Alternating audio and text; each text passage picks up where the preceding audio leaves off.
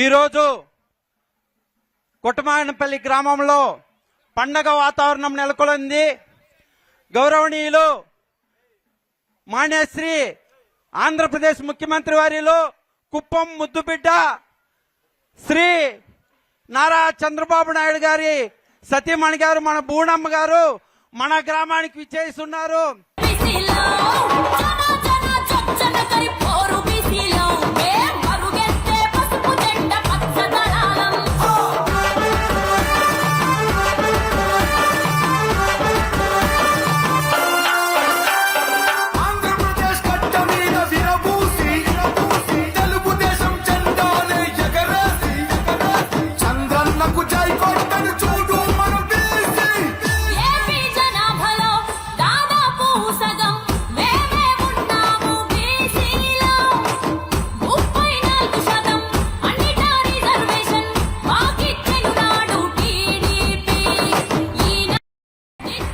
మన గ్రామానికి మన బూణమ్మ గారు ఇచ్చేశారు.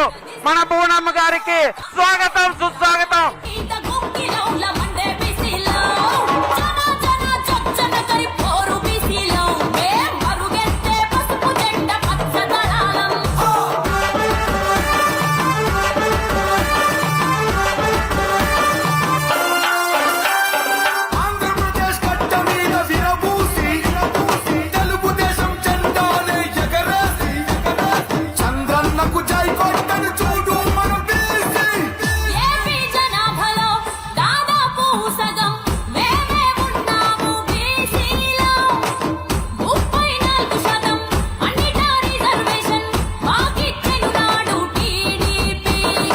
ఈ రోజు నిజంగానే ఒక పండగ వాతావరణం మన గ్రామంలో ఎప్పుడూ లేని విధంగా, ఏ రోజు లేని విధంగా ఈ రోజు ఒక మహోన్నతమైనట్టు దినంగా చరిత్రలో నిలిచిపోవాల్సిన దినం. ఈ రోజు మన ముఖ్యమంత్రి గారు నారా చంద్రబాబు నాయుడు గారు ఎన్నోసార్లు మన పంచాయతీకి ఇచ్చేశారు.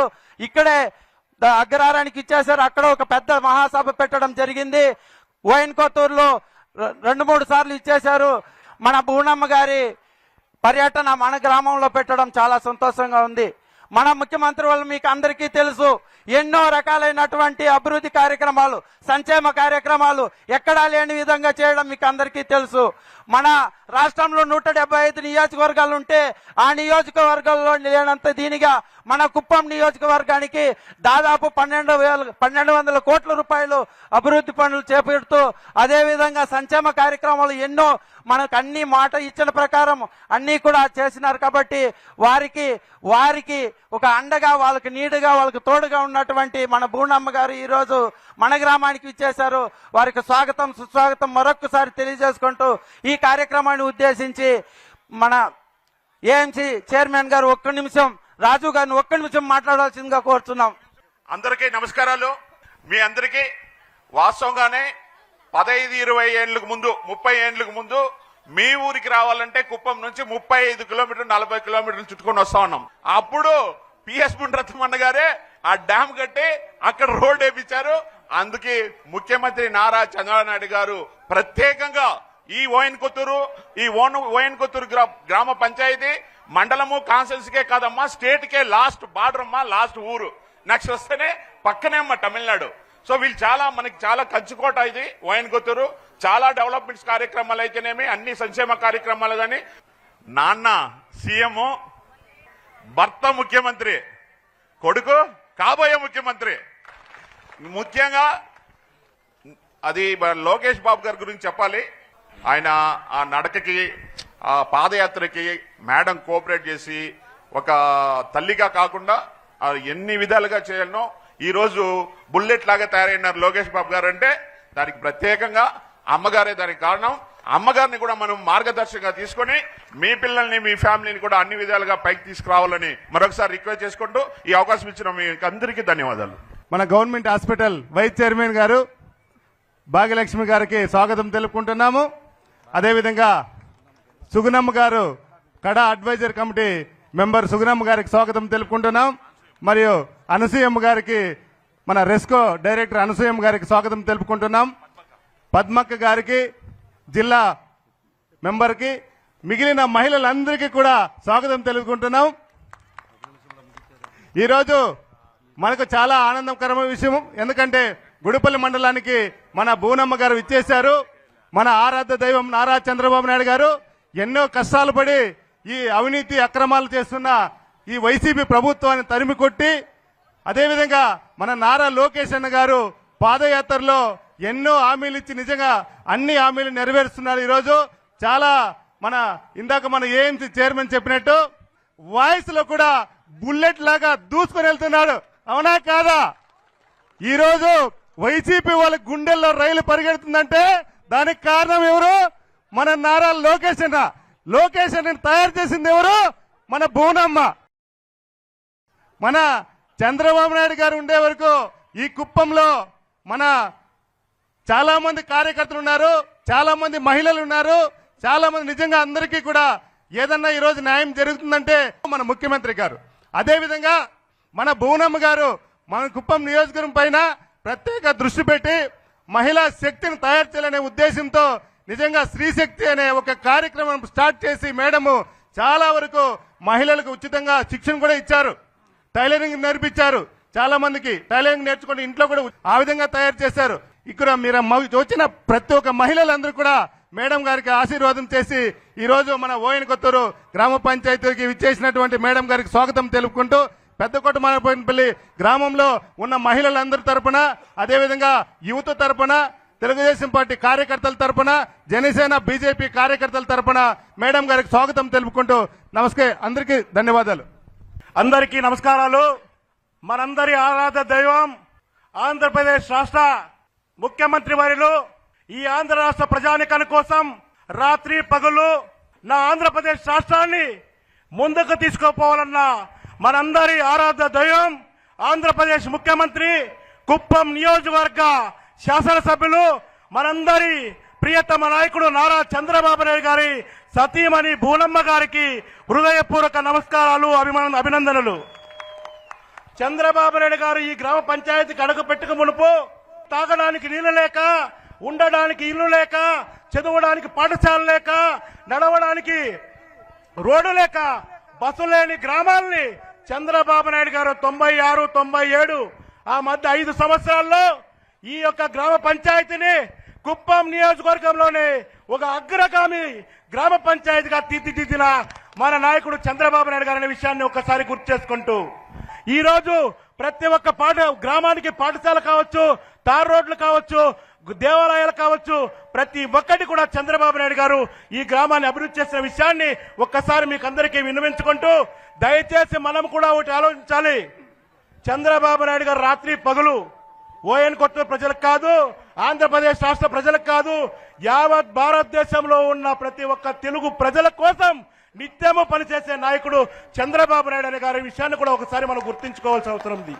గతంలో కొందరు పాలకులు చూశాం, వాళ్ళ కుటుంబాలని అభివృద్ధి చేశారు, వాళ్ళ బంధువులను అభివృద్ధి చేశారు, వాళ్ళ చుట్టుపక్కల వాళ్ళని అభివృద్ధి చేశారు.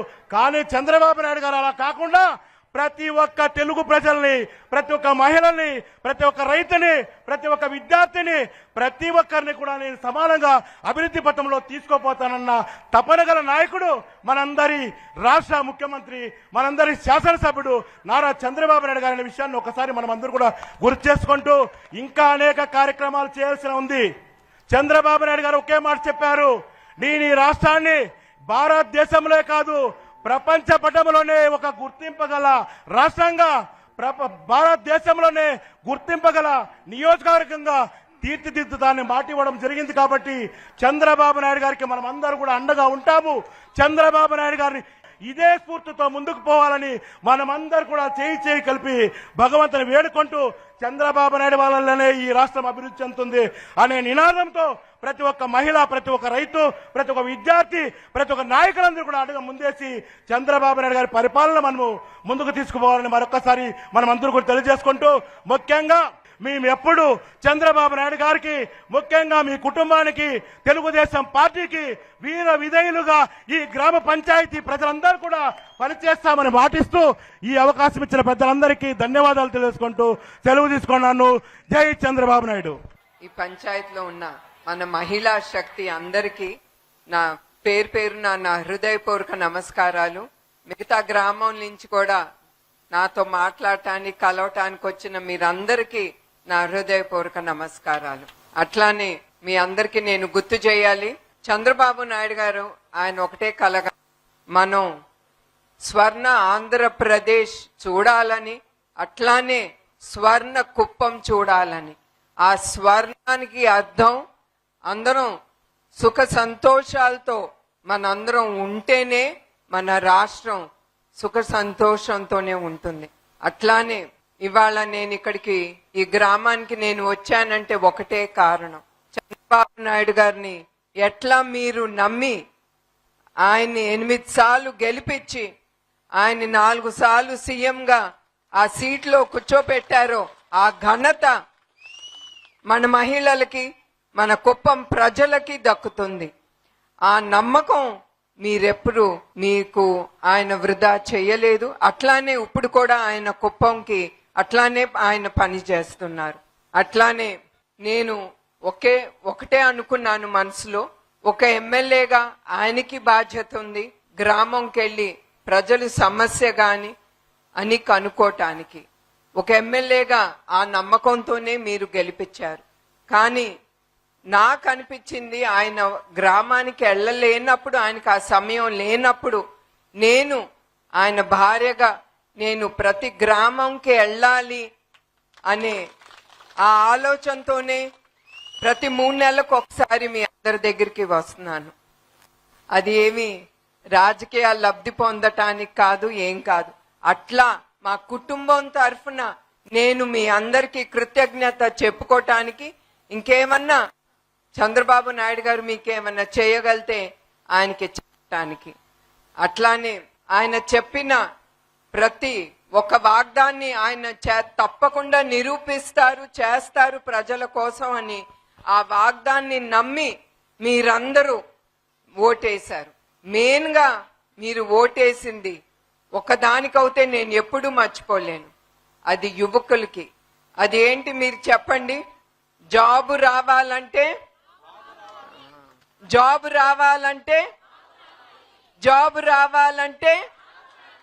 ఎస్, ఆ వినాదంతోనే మీరందరూ నమ్మి, యువకులందరూ ఎప్పుడు రాని యువకులు ముందుకొచ్చి వాళ్ళు నమ్మి ఆయన ఓటేశారు. అట్లా ఆ ఆలోచనతోనే స్వర్ణ ఆంధ్రప్రదేశ్ గా చెయ్యాలని ఆయన వాగ్దానం చేశారు. 20 లక్షల ఉద్యోగాలు మన ఆంధ్రప్రదేశ్ కి తీసుకురావాలని.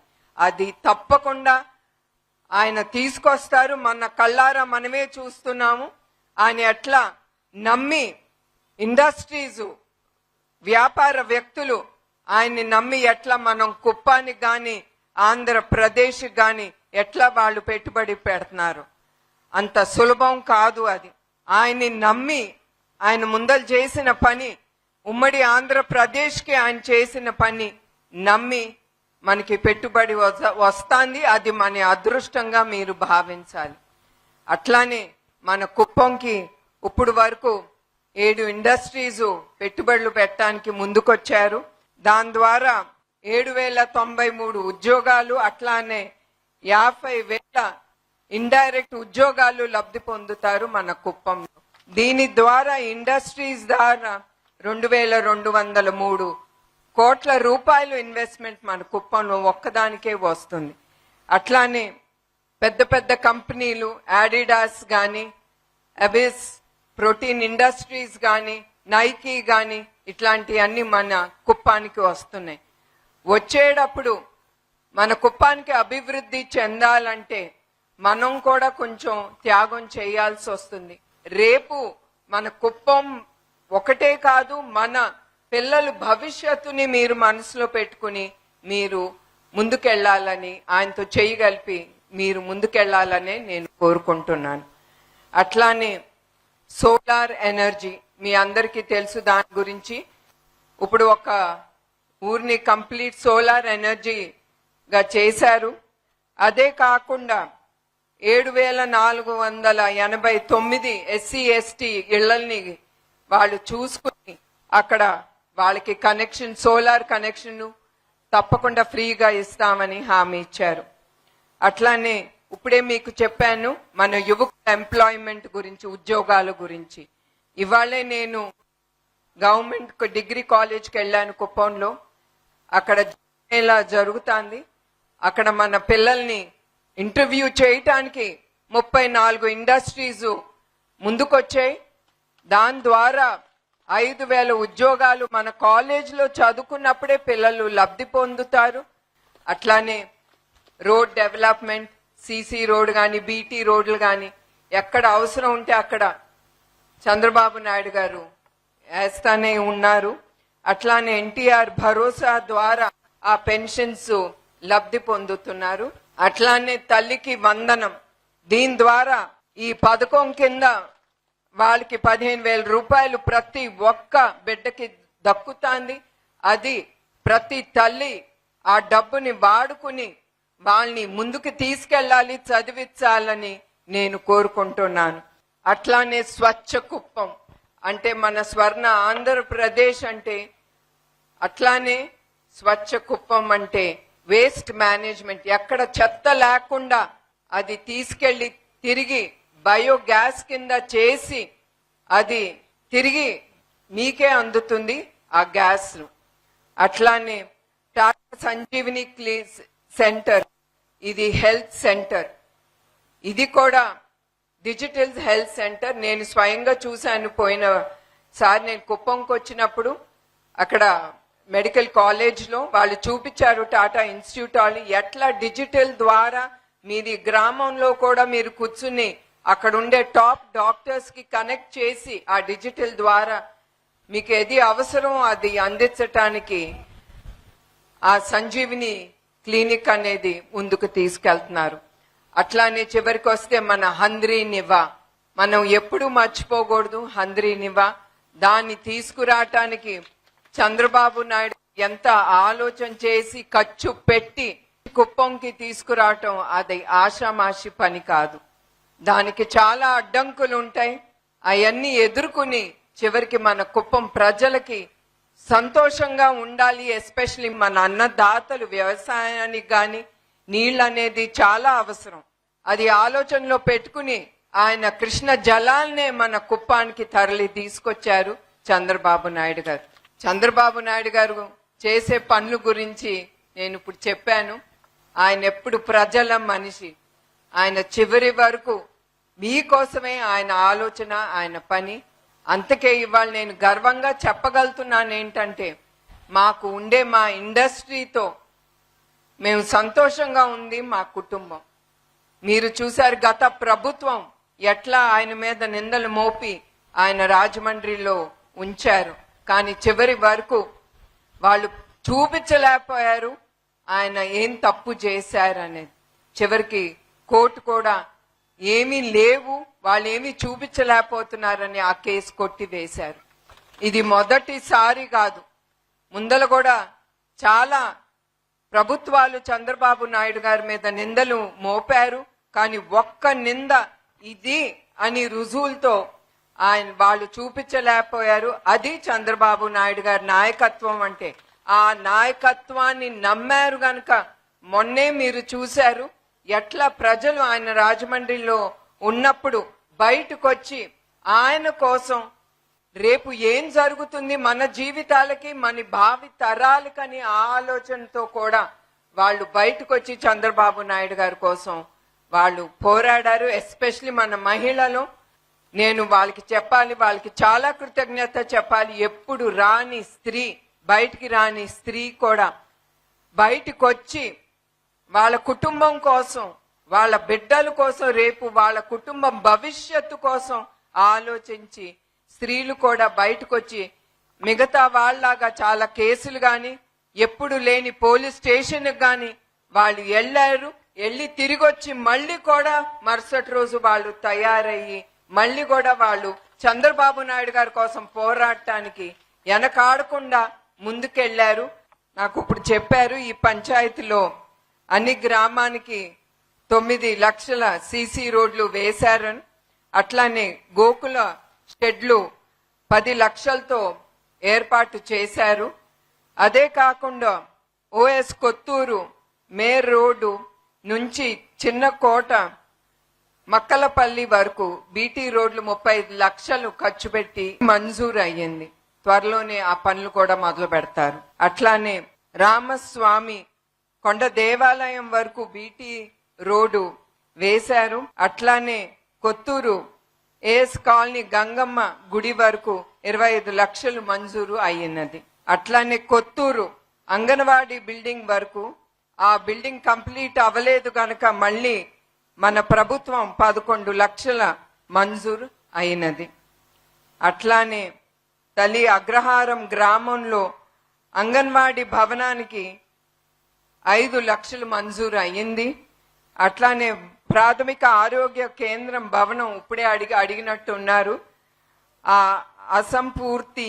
అసంపూర్తిగా ఉన్నప్పుడు అది 16 లక్షలు ఖర్చు పెట్టి ఆ బిల్డింగ్ కూడా పూర్తి చేస్తాంది మన ప్రభుత్వం. మన ప్రభుత్వం అంటే అది ప్రజల ప్రభుత్వం. అట్లానే ఇవాళ నాకు చాలా సంతోషంగా ఉంది. ఇవాళ ఈ మీటింగ్ లో పాల్గొనటానికి మీ అందరూ చూపించిన ప్రేమ ఆదరణ నేను ఎప్పుడు మర్చిపోలేను. అదే కాదు, ఇది ఒక చిన్న విషయం, కానీ దాంట్లో వాళ్ళు చూపించిన గౌరవం ప్రేమ అనేది మీకు తెలియజేయాలి. ఇప్పుడే ఎండ పడతా ఉండింది. వాళ్ళు మేడం గారికి ఎండ పడకూడదని వాళ్ళు పైకి ఎక్కి దాన్ని ఎండ తగలకుండా మూశారు. అప్పుడే నాకు చాలా సంతోషం కలిగింది. ఎందుకంటే వాళ్ళకి చంద్రబాబు నాయుడు గారి మీద ఉన్న గౌరవం, భక్తి నాకు చూపించారు. అది నా అదృష్టంగా నేను భావిస్తున్నాను. మరొక్కసారి ఇక్కడికి వచ్చిన ప్రతి ఒక్కరికి పేరు పేరున, మహిళలకి ఎస్పెషలీ అందరికీ నా హృదయపూర్వక నమస్కారాలు. మరొక్కసారి నేను మీ అందరికీ నా కృతజ్ఞతలు. ఎందుకంటే ఇవాళ ఆయన మళ్ళీ సీఎం అయ్యారంటే మీరు ఆయన నమ్మి మీరు మళ్ళీ కూడా ఆయన గెలిపించటం అది నాకు చాలా సంతోషకరమైన విషయం. నాకే కాదు, మా కుటుంబంకి. మేము ఎప్పుడు మా కుటుంబం కుప్పానికి రుణపడే ఉంటాము. ఇంకేమన్నా చేయగలమంటే తప్పకుండా తిరిగి మన కుప్పానికి తిరిగి మా కుటుంబం పనిచేస్తుంది. మరి సెలవు తీసుకుంటున్నాను. మరొక్కసారి అందరికీ నా హృదయపూర్వక నమస్కారాలు. జై హింద్.